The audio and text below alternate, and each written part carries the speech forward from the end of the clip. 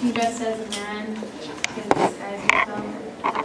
He was her slave. Why did they escape? Do you remember? For their children? Family? Yeah. So was it violence at all? No. They were actually treated. What kind of slaves were they? Huh? House slaves, right? So they weren't treated poorly as far as slaves go, but they wanted to do what? Have kids without being married to be separated. Great. So they wanted to keep their family together. They didn't have a family yet, but their future family. So where does anybody know where they went? What, like New York or up there? It was up there. They went where? Pennsylvania. Yeah. The PA. Oh. And I think they were talking. They were just. I heard you guys saying that they were pale, like they were. She was light skinned, Light right? skinned. Yeah. So she got away with looking like a white man. That's an important Oh, how did concept, she? How did she disguise herself? She bandaged her mouth, that way she didn't have to say Put a bandage anything, on her and head, she put it broke on her, top, or and then bandaged her arm. so she didn't have to write. Okay, you guys know. What about Harriet Jacobs? A lot of people miss this when I did Jeopardy. Harriet Jacobs. She was a slave that her master was trying to sleep with her, but she refused. Yeah. Right. And was it because she didn't want to have sex? No. She felt she She owned had her body. She wanted to be in control of her body, who she did it with. An early feminist. An early feminist. So how did she escape? She hid out in the attic. Who's that? Her grandma was a free African American. She wasn't a free slave. Makes sense. But she was a free African American woman, and so she had a little house. And where did she stay? In the attic. Did she have any other family? Kids. Her daughter. She had kids, right? Remember how many? I don't think that's four. There were a lot though, right? She had Yeah. quite a few kids. How long was she up there for? Wasn't it like a long? 7 years. 7 years. That's right. And then she finally escaped Yeah. north, left her family there. Who she was. That's why I asked about the family. Whenever she left, did she get to see her kids? No. She watched them through the attic. Yeah, she watched them from the attic, and then when she escaped, she had to leave them behind, right? Yeah. That's pretty harsh. Okay, let's look at this question. So if Dr. Moore turned this into a short answer question, he might say something like, list 4 different impacts that cotton had on the South after 1800, right? So he might just say, list 4 impacts it had. So he gives you some examples here. What was the impact of cotton on yeoman farmers? Yo, man. Yeoman. Okay, it increased the value of their land, so what happened? They didn't make a lot of money. They got ran out by bigger plantations and slave Yeah, owners. they got ran out by the bigger planters. And what do you have to have or own to be called a planter? Slaves. Land. Land and how many slaves? Does anybody remember? Isn't it like 20 up? 20 and up. There you go. Okay, so the yeoman farmers got ran out by the big planters. What about politics in the South? How was it affected by cotton? What was politics all about in the South after cotton started spreading? They have the concentrated wealth. Okay, so They there's have concentrated power. wealth, which, what does it mean when something's concentrated, like orange juice? It's all in one place. When something's concentrated, what does that mean? In one area. All in one area, so very few people had most of the money. How does that affect politics? They have power. They have power. And what do they want to use that power to do? They can change laws. Change laws to do what? Help them. Keep slavery. Keep slavery, right. So anytime there's a new territory or state, what do you think these Southern politicians care about most? If slavery is allowed. Is slavery allowed? Yeah. So Southern politics comes to be all about protecting slavery. What about the environment? What does cotton do to the environment? It dries out the land. It dries out the land, it messes up the soil. Remember that little Grand Canyon you talked about in Georgia? What's that? Erosion. Erosion, eroding the land. How Do did you they remember grow? the term for that? Yeah. It's fully erosion. Gully erosion? Yeah. how did they treat the land? They just kept planting until they couldn't plant anymore. Right. So What do they do when they couldn't plant anymore? They would move to the west. Yeah, they kept moving on and That's what that's called. ruining more land. So they cut down more trees and plant more cotton. So that's kind of what you were talking about for that bullet. What about the Indians? It's kind of the story in all of American history. What happened to the Indians because of cotton? They were forced to move further west. Yeah, so they're forced to just give up their land and move. They were pushed out as well. Anybody remember the three tribes that Dr. Moore mentioned specifically in this time period? Creek, Choctaw. Cherokee, and Choctaw. Choctaw. Choctaw. Okay, and then the southern economy. So what is the economy based on in the south now? Cotton, right? So it's a boom economy. Cotton is king. But how does the South start to feel now about its role in America? They're more important. Yeah. Does anybody remember what James Henry Hammond said? This No, also no, they're messing with King Cotton. Yeah, King Cotton. No one's going to mess with us. So it gave the South a very strong sense of self-importance that we're really important to this country and no one's going to mess with us. Do you remember what was going on in the North when all this was happening? As far as the economy goes? They were industrializing, right? Was the South industrializing too? Yeah. No. Yeah. So he used the word retarded. Yeah. Yes. It retarded Southern industrialization. So because they were focused so much on cotton, they weren't making factories and stuff in the South. Which would have impacted them in the In future, the yeah. future. Because if your whole livelihood depends on cotton, and then you don't have slaves anymore to help with that cotton, after the Civil War, what's going to happen to your economy? Yeah, It's going to tank. tank. That's what happens after the Civil War. So if you had a question, a short answer question on the test, you would list at least however many he tells you, I guess, of these reasons and describe them. Let's briefly go over James Henry Hammond. Who was he? He wasn't born to be a slave owner, but he was married with a lady that was inherited slave. Right, so he got to be a slave owner by marriage into a family that owned slaves. What was he trying to do as a slave owner? Have a friendly relationship between the slaves. Like make him the father figure. Okay, so he's trying to be kind of like the nice master. Yeah. Okay. So what were the things that he kind of fought with his slaves about in this constant state? Religion, Religion. Right. portion, Like, what's that called? Provisions and rations, and then what was the third thing? pastors. Okay, so let's talk about each of those. What did he do to help his slaves get religion? He built them a church. And what did he put in that church? A priest. Well, they weren't priests because they A were white they're not minister. Catholic, but a white minister. Oh. Yeah. So a white minister, and what was that minister preaching all about? Being faithful to the master. Yeah. So being faithful to him. But what did the slaves do? They snuck off. They snuck off and practiced their own religion. So they went back to practicing their own religion. So did he win that battle? No. I mean, he got his church, but does anybody remember the name of the church? Catherine's wife. St. Catherine, yeah. So religion, and then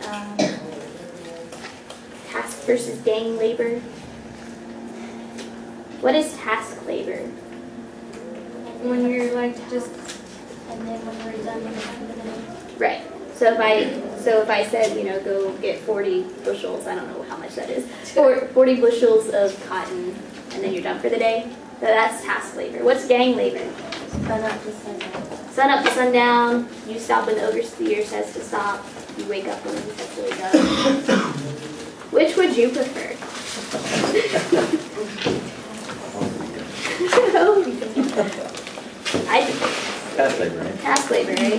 Do you get any free time when you're in a gang labor system? No. Kind of like the sweatshops and everything. Yeah. Yeah. You're pretty much working all the time. But what did Hammond want? Gang. You weren't. What a gang. He Ever. wanted money, so which system did he prefer? Gang. Gang labor. So he started using gang labor with an overseer and all that stuff. But then what happened? They rebelled. They rebelled. They did all those things Dr. Moore talked about, like they work slow downs, they pretend they were sick, or break their tools, or and so eventually, what does he have to do? Go back to task labor. So did he win that battle? No. Then the other one was rations. What did James Henry Hammond, how did James Henry Hammond want his slaves to think of him? A father figure, Someone that gave. someone that, so he made sure he was the one giving them all their rations, right? But what happened? They still stole. They still stole from him. What was the most dramatic thing they did? Tried to get to Dug the a wine line. Yeah, they dug a tunnel and tried to get to his wine cellar. So did he win that battle? cellar. So who won the war? Did the slaves win though? No, they were still I mean, they're still slaves, so it still kind of sucks. So you could say they won all the battles, but he still won the war. He still Not won to the mention war. not to mention they were free, they didn't want to leave. Right, and then when they're free, they didn't want to leave. Oh. We're just going through the short answer. The short answer? Okay. Yeah. Sorry, I like ran over here. It's okay. Describe the life of slave families. Okay. So from Dr. Moore's class, what did he say about slave families? Did they exist? Did slaves have families? Yeah. Yes. If they allowed them. Yeah. So if masters allowed them, they had families. They couldn't legally get married, but they got married on the plantation. Did they have kids? Yeah. If you were a slave master, why would it be a good idea to let your slaves have families? They're happier. Get free slaves. They're happier. You get free slaves. How? They make babies. They make babies? Okay. So it benefits the slaves as well. Why? It helps keep up morale that you're not being separated from your family. Right, so they have that like support group. But it also benefits the masters because they could get free babies out of it. Baby slaves. And then, sorry. And then they, and it was a reason for the slaves to stay there and not run away, right? Because if your family's living there, you're not going to run away. Does anybody remember that story Dr. Moore told? About that, Where they when they were on the switched. ship and then their master dies and they had all this gold and everything on their ship, but they still just went back home to their North Carolina plantation because their families were there. That's kind of stuff. What about Frederick Douglass? How does he do families? He didn't know what it was. They didn't exist. You didn't really have a connection. His mom, he didn't really know. He didn't really think they existed because of his own experience. So he hadn't really experienced that family thing. I mean, in the book he sees like his brothers, he mentions brothers and stuff, but he doesn't seem like he's close. Not attached. Yeah. And what about his father? Is he attached to his father? Who is his father? Awesome master. Darth Vader. That's a big. So Frederick Douglass has a different depiction, maybe, of what family life was like. Right? That's okay. These you need to know. The two key turning points in Frederick Douglass's narrative. If you get that essay question, that needs to be in there. Or if it's a short answer, list the two turning points and explain them. No. What's the first turning point? When he learns to read. Okay. Read and write. Literacy. Literacy. Why is that a turning point for him? What happened? He feels more human. Yes. Human. Right. Why? So why did they didn't want to educate slaves? Was it because of that reason? Because they would know. Reaction? They don't want them to feel like They think for somebody. So was he happy to learn to read? he like, woo? I don't No. know. But then he was, you're upset. He thought You we realized that was Right.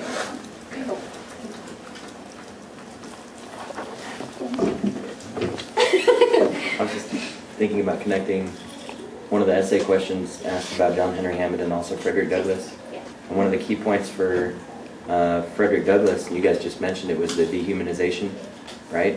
One of the things that Frederick Douglass doesn't talk about because he was separated from his grandma was the idea of family as being part of, you know, being human. So if you wanted to connect those two things, you could probably connect those ideas, right? Does that make sense? And then what's the second turning point? That one when he fights with Mr. Covey. Yeah, Mr. Covey. So if this is on the test, you need to know his name. You can't just say that slave, the master guy. Because he had more than one, right? Yeah. So you need to know his fight with Mr. Covey. Who wins the fight? Dudley. He beats, you know what. Yeah, so he beats Mr. Covey. Why is that important to Frederick? He promises himself he's not going to insult the oppressed anymore. Okay. What does he realize, though? He's a man. He's a man. He's not just human, he's a man, just like Mr. Covey. And he can't be owned.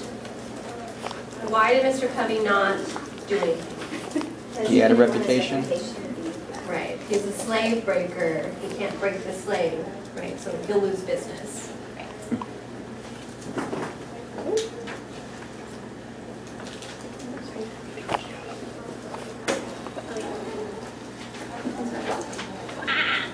Oh, wow. Okay, let's look.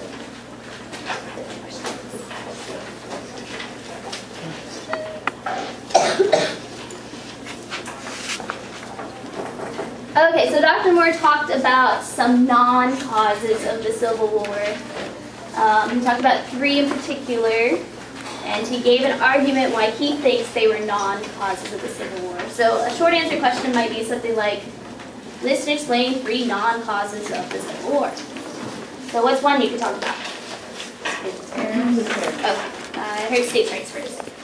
States' rights. So what is states' rights? The right states have. The rights states have over what? Themselves. Between Over them. themselves. So if there's a law that the federal government makes that a state doesn't agree with, like Texas, for example. So if Texas doesn't agree with this federal law, can Texas just not abide by it? They have a right. What does it say in the Constitution? Nothing. Speak up. Nothing. Nothing. So there's nothing in the Constitution that says, you know, the states have the final say or the federal government has the final say. And we've always had debate about this, and it's still never really been solved. Yeah, Does there's anybody? issues right now. Yeah. Some of you guys did your first year celebration projects on that, yeah? Issues still going on today between the Matt? states. Nothing. Your topic has to do with this. Our first year celebration. Right? What, marijuana? States versus federal law. Oh, yeah. Do they have legalization for that in California? Just for medicinal. But in California, But they do, but not the federal government. does the federal government agree with that? No. See? Yeah, So what is okay. Okay, so states' rights is basically the argument that the state should have the final say. Does anybody remember what state back like in the 1830s got involved with this whole debate with South the president? Carolina. South Carolina, over what? Slavery. The tariff. Tariffs. Yeah, they didn't want to have to pay them, so they said, we don't have to listen to the federal government. Do you remember which president went in there and said, yes you do? In Jackson. Okay. Sorry. So some people think states' rights are why we had a civil war, because states thought we should be able to keep slavery and so separate from their country, form our own country, and that's why the Civil War started, because of states' rights. Why is that not a good argument? Because it already been solved by the time. Yeah, so that stuff with the terrorists in South Carolina, when was that? 40 years. Like 1830s. So it's already 30 years in the future, right? So 30 years had already passed since that stuff happened with South Carolina. Why else is it not a strong argument? Because states' rights pretty much this whole, it's not just one thing, it is a bunch of, it's a whole bunch of issues that could, and not just, slavery and all, the issue between, keeping slaves and all that. Right. So if you're saying states' rights is why why we had our Civil War, what are these states really wanting the right to do?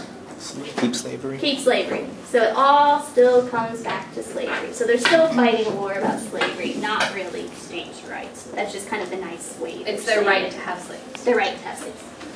So it's a really weak argument. What about tariffs? We kind of touched base on this already. So the whole tariff issue, was it a big issue in the 1860s when the Civil War happened? No, because the North and South had already agreed upon them. Yeah, so by this time the North and South were agreeing on tariffs and people weren't really talking about them anymore. So how can it cause a war? Very weak argument. What about the abolitionist movement? What is that?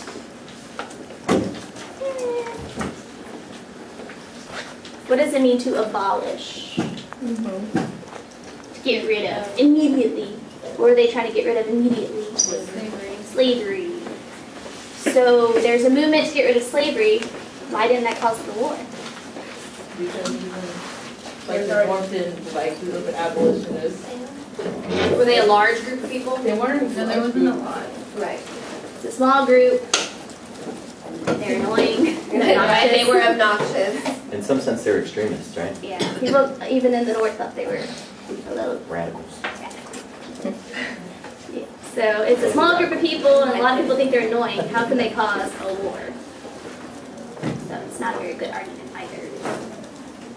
Those are non-causes. I think this one's pretty simple. What major Southern economic issue became the key source of sectional tensions?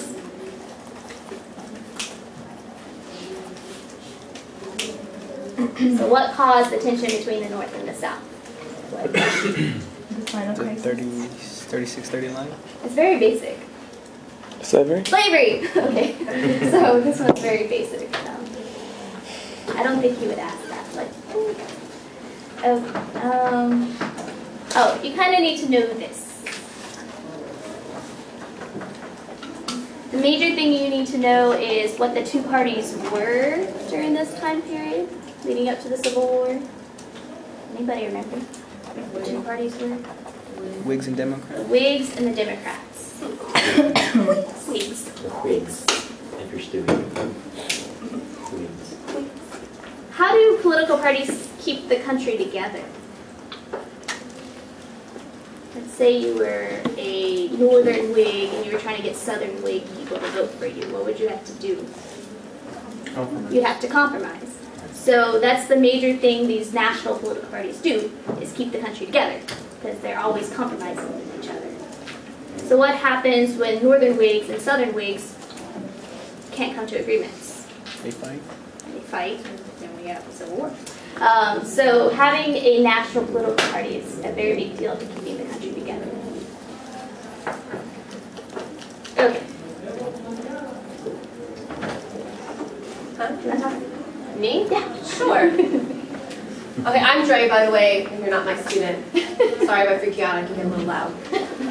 So what were the main elements of the Missouri Compromise? Which could be a good short answer question. Yeah, you need to know these three elements. Like 3630 line. What about it? The South was the states, the North was the free. So slavery couldn't be. Above the 3630. Okay, so what are the other two parts of it?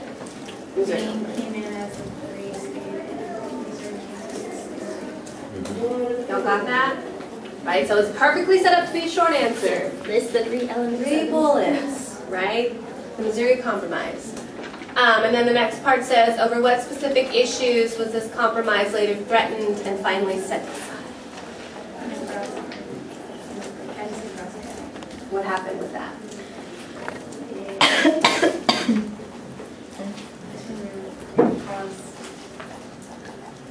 I just remember it was what council meeting. Yes.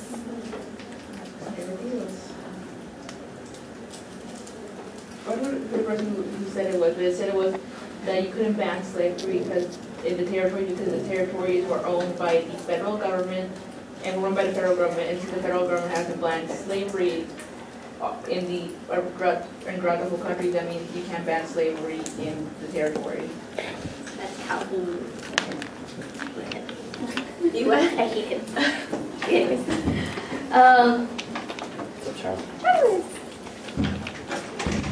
Does anybody remember in the 1850s what happened?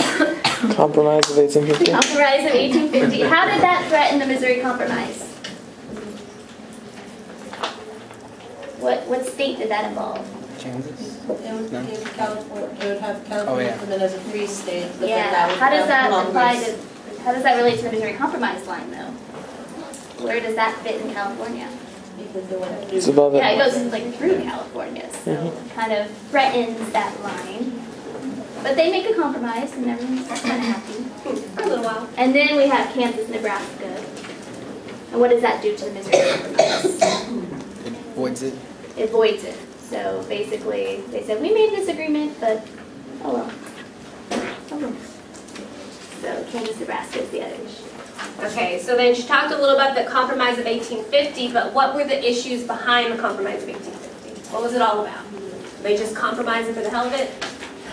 What were they doing?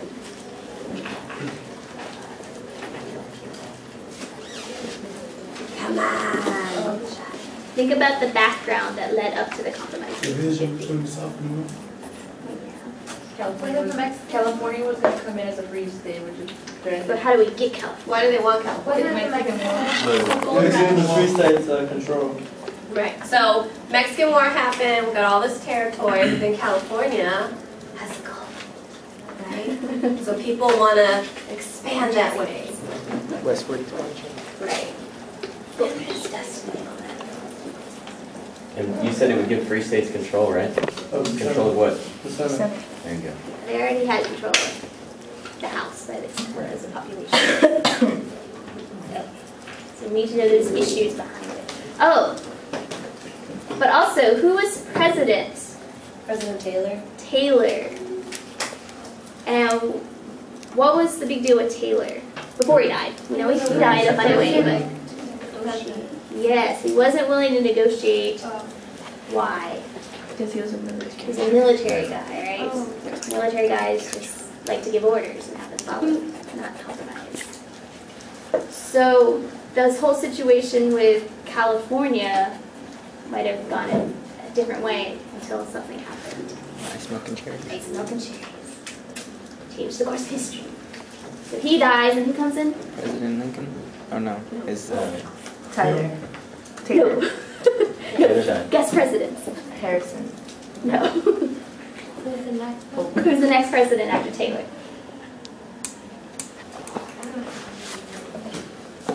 that one guy. That one guy. The other I guy. think she said it. That was the president. Who was that? Fillmore. Fillmore. Did someone say that? No, I said I said, Okay, so Fillmore gets together with the great compromiser. Who's he? He's a loser. Yes, that loser. They get together and they make the compromise of 1850.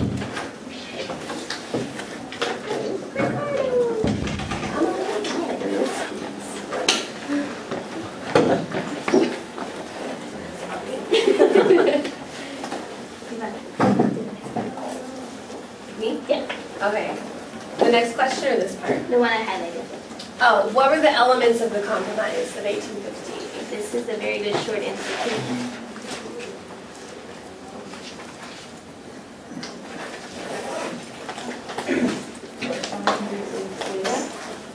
Okay, Fugitive Slave Act. Is it stronger? Stronger Fugitive Slave Act. So why did that, who wanted that? Why did they have that in there? The South, to compromise with the South so they can get California. Because, but why did they need a tougher Fugitive Slave Act?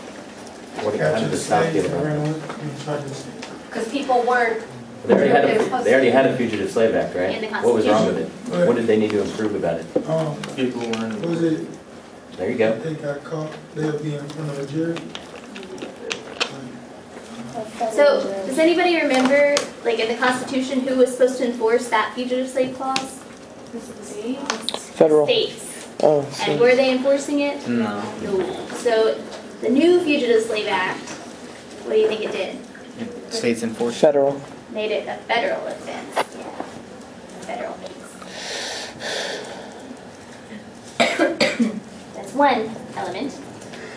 Right, elements, plural. Need three. The banning of the slave trade in Washington DC. Slave trade banned in Washington, D.C. And what was the purpose of that? Can't have the state capital or I guess National the national capital deal with slaves. It wouldn't look. Who's that going to make happy? If The we North. ban it? The Northern abolitionists. And then what was the main element of the compromise? What was this all California about? was admitted as a free state. California is a free state. Was any other state brought in as a slave state to keep it balanced?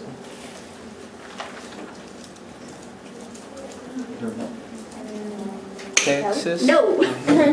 So from here on out, we have free states controlling Congress in the House and the Senate. So they have all Congress. And the last part, so how did radicals in both the North and the South, how did they respond to this compromise? Do you think it was a good thing? Wasn't it split on sexual, wasn't it split on sexual lines or? I think you the will not to buy some. Oh, wait, well. Too many terms, right? But how did, there were radicals in the North. Some people were like, oh, it's a great compromise, it's good. But some people were like, so how did they feel? What did the radicals feel? In the South, the fire eaters started the secession movement. So in 1850, there were already people wanting to secede. Who was the main fire eater? Fire eaters. Edmund, what? Very nice, yes. And what about in the North? So that's the South, fire eaters, right? Started the secession movement. What happened in the North? The Northerners responded. The Uncle Tom. Uncle Tom. Which was a best-selling book after Trump Temple. Until what book? Does anybody remember? Oh, that's good. What book replaced this? What was it? Remember who wrote that? Margaret Mitchell wrote that. It was the only book she ever wrote, too. He's right. You know she's there. She's writing secretly. I know what this is From the grave. Okay. Stephen Douglas. Stephen Douglas. Okay, why did Stephen Douglas push for the Kansas-Nebraska Act? What was his motive? The trans railroad. What about the railroad? What did he want to do? Wanted to go through His hometown. Right. Because where's he from? Chicago. Well, he's from Illinois, yeah, his home state. He's an Illinois senator. So he wanted to go through Illinois, but would that have been the best route for it? No. Yeah, Chicago's kind of up there. He wants to go through it. He wanted to go through Chicago, not St. Louis. And in order to get Southern votes, what does he do? That's the second question.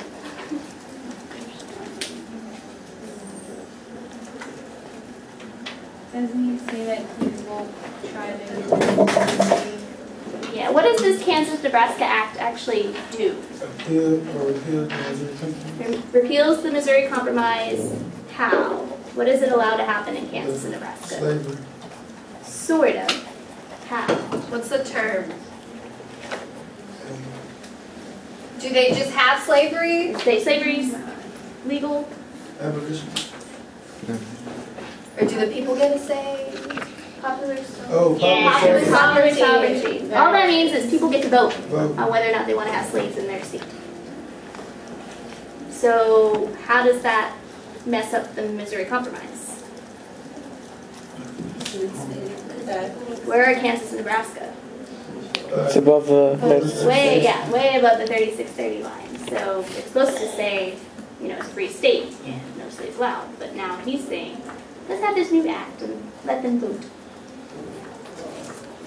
Did Douglas think that they would vote for slavery? Did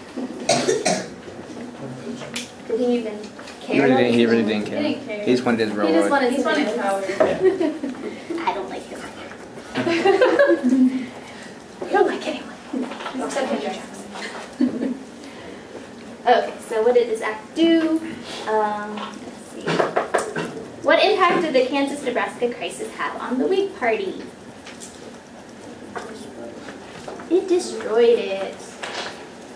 So this was an issue that Northern Whigs and Southern Whigs could not agree about. Thank you. So their party died. Poor Whigs. They never really had much. Whigs. What about the people of Kansas? What happened in Kansas? Because there's an election going on for whether or not